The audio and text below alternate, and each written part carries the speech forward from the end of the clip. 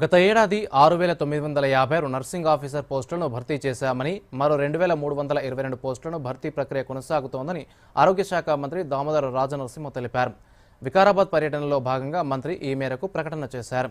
పరిగిలో 27 కోట్లతో 100 పడకల ఏరియా ఆసుపత్రి భవన నిర్మాణానికి శంకుస్థాపన చేశారు. వికారాబాద్ పట్టణ కేంద్రంలో 30 కోట్ల నిధులతో నిర్మించిన 300 పడకల ప్రభుత్వ ఆసుపత్రిని దామోదర రాజనరసింహ ప్రారంభించారు. ఈ సందర్భంగా అంతర్జాతీయ నర్సుల దినోత్సవాన్ని పురస్కరించుకుని నర్సింగ్ ఆఫీసర్ల కొలువుల కోసం సిద్ధమవుతున్న వారికి మంత్రి ఈ శుభవార్త చెప్పారు. కోట్లాది మంది రోగుల ప్రాణాలు కాపాడటంలో కుటుంబ సభ్యుల కంటే ఎక్కువ సేవలు అందిస్తారంటూ వైద్య రంగంలో నర్సుల పాత్రను ప్రశంసించారు. ప్రభుత్వ వైద్య రంగంలో నర్సింగ్ వ్యవస్థను బలోపేతం చేసేందుకు అన్ని రకాల చర్యలు తీసుకుంటున్నామని తెలిపారు. తాము అధికారంలోకి వచ్చిన 2 ఏళ్లలోనే 9,000కు పైగా పోస్టులను భర్తీ చేసి ఎంతో కాలంలో ఎదురుచూస్తున్న నర్సులకు ఉద్యోగ అవకాశాలు కల్పించామని పేర్కొన్నారు. దేశ విదేశాల్లో నర్సింగ్కు ఉన్న డిమాండ్ను దృష్టిలో పెట్టుకుని రాష్ట్రంలో 16 ప్రభుత్వ నర్సింగ్ కాలేజీలను ఇక్కడి యువతకు అందుబాటులోకి తీసుకొచ్చామన్నారు.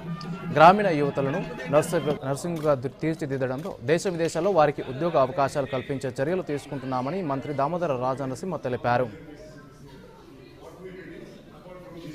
హెల్త్ డిపార్ట్మెంట్కి సంబంధించి, హెల్త్ ఎడ్యుకేషన్కి సంబంధించి, ఇన్ఫ్రాస్ట్రక్చర్కి సంబంధించి ఈరోజు పరిగిలో హాస్పిటల్ తర్వాత ఫౌండేషను, ఇక్కడ ఇనాగ్రేషను, వికారాబాద్లో తర్వాత రివ్యూ చేయబోతున్నాం. ఈ 3 అంశాలు, ఒకటి ప్రైమరీ హెల్త్, ఒకటి సెకండరీ హెల్త్, ఆ తర్వాత